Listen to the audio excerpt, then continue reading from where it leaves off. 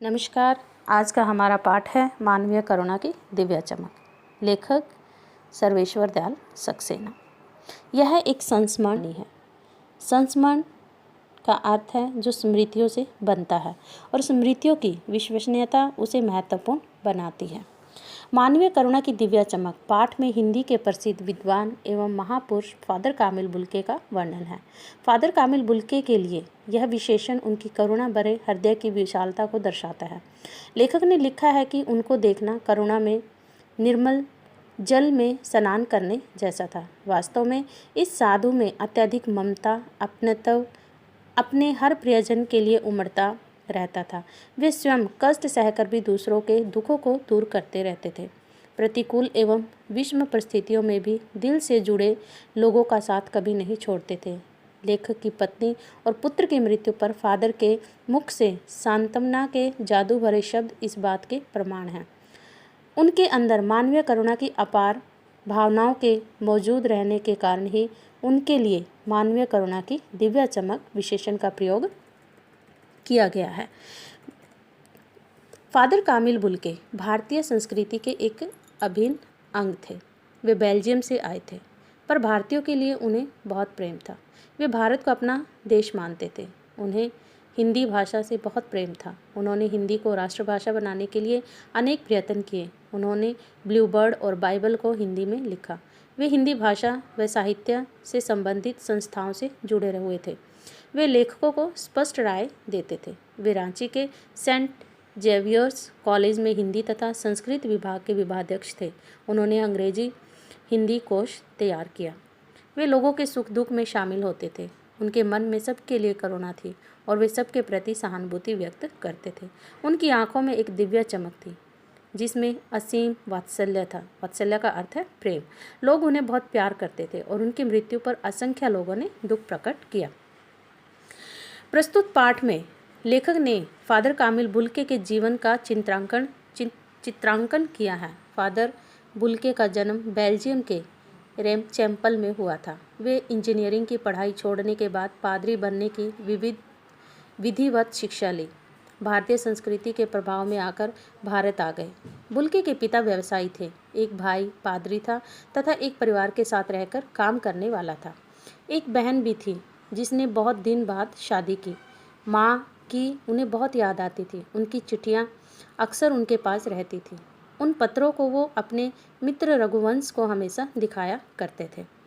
भारत में उन्होंने जीसेट संघ में 2 साल तक पादरियों के बीच रहकर धर्मचर्य की शिक्षा प्राप्त की। 9-10 वर्ष दार्जिलिंग में रहकर अध्ययन कार्य किया। कोलकाता में रहते हुए BA तथा इलाहाबाद में MA की परीक्षाएं उत्तीर्ण की। हिंदी से उनका अत्यधिक लगाव रहा। उन्होंने प्रयाग विश्वविद्यालय के हिंदी विभाग में सन 1950 शोध प्रबंध रामकथा उत्पत्ति और विकास लिखा। रांची में सेंट जेवियर्स कॉलेज के हिंदी तथा संस्कृत विभाग के विभागाध्यक्ष के रूप में उन्होंने काम किया। बुल्के ने मातृलिंग के प्रसिद्ध नाटक ब्लू बर्ड का रूपांतर नीला पंछी के नाम से किया। बाइबल का हिंदी अनुवाद किया तथा एक हिंदी अंग्रेजी कोश भी तैयार किया। वे भारत में रहते हुए 2-4 बार ही बेल्जियम गए। फादर बुल्के के मन में दूसरों के प्रति तनिक भी ईर्ष्या द्वेष की भावना नहीं थी। उनके जीवन का उद्देश्य मात्र मानव कल्याण था। उन्होंने अपने प्रियजनों को सदैव अपनत्व दिया। ऐसे महान व्यक्ति की मृत्यु जहरबाद के कारण कठिन यातना सहते हुए नहीं होनी चाहिए थी। लेखक के अनुसार मानवीय करुणा की साक्षात मूर्ति को जहरबाद से नहीं मरना चाहिए था। फादर बुल्के की अध्यात्म के प्रति गहरी रुचि थी। प्रभु के प्रति अटूट आस्था व निष्ठा ही उनके जीवन का उद्देश्य था। जो ईश्वर के प्रति आस्था रखता है वही स्नेह, करुणा, वात्सल्य जैसे गुणों का आगार बन सकता है। वही मानव से ही प्रेम कर सकता है। वही मानवीय करुणा की फसल लहलहा सकता है तथा छायादार वृक्ष की तरह सबके लिए सुखकारी हो सकता है। फादर बुल्के की मृत्यु जहरबाद के कारण कठिन यातना सहते हुए हुई थी।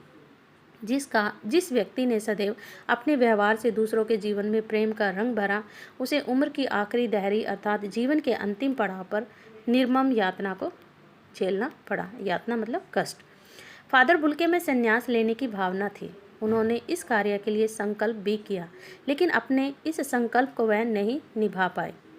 जो व्यक्ति संन्यास लेता है वह सांसारिक रिश्तों से दूर हो जाता है, लेकिन फादर बुल्के का स्वभाव इसके विपरीत था। वह जिसके साथ मन से जुड़ जाते थे उससे उन्हें गहरा लगाव हो जाता था। वह उस रिश्ते को अंत तक निभाते थे। जब भी दिल्ली आते वह लेखक से मिले बिना नहीं जाते थे। मन में अपनेत्व से बंधने के कारण लेखक ने कहा कि वह मन से सन्यासी नहीं थे। फादर बुल्के जिससे रिश्ता बना लेते थे उससे आजीवन निभाते थे। लेखक के साथ उनका गहरा स्नेह संबंध था। वह जब भी दिल्ली आते उनसे मिले बिना कभी वापस नहीं जाते थे। किसी भी स्थिति में उनकी अपने स्नेह पात्र से आत्मीयता कम नहीं होती थी। सन्यासी सांसारिक मोह माया संबंधों से नाता तोड़ लेता है। उसका जीवन आध्यात्मिक क्षेत्र तक ही सीमित रह जाता है, लेकिन फादर बुल्के का व्यवहार सन्यासियों के विपरीत था। वह देश व समाज की प्रतिक्रियाओं से जुड़े हुए थे। उन्हें हिंदी की उपेक्षा देखकर दुख होता था। वह हिंदी को राष्ट्रभाषा के रूप में देखना चाहते थे। इसके विपरीत उन्हें सांसारिक रिश्तों से गहरा लगाव था। उनका यह स्वभाव सन्यासियों के प्रतिकूल था।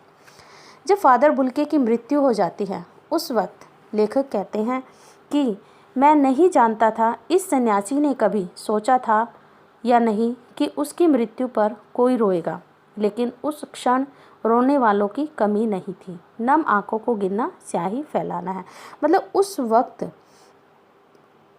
यह संभव नहीं था कि कितने व्यक्ति रो रहे हैं उनको गिन सकें। उन लोगों को गिनना संभव नहीं था। उस वक्त हर व्यक्ति की आंखों में आंसू बह रहे थे।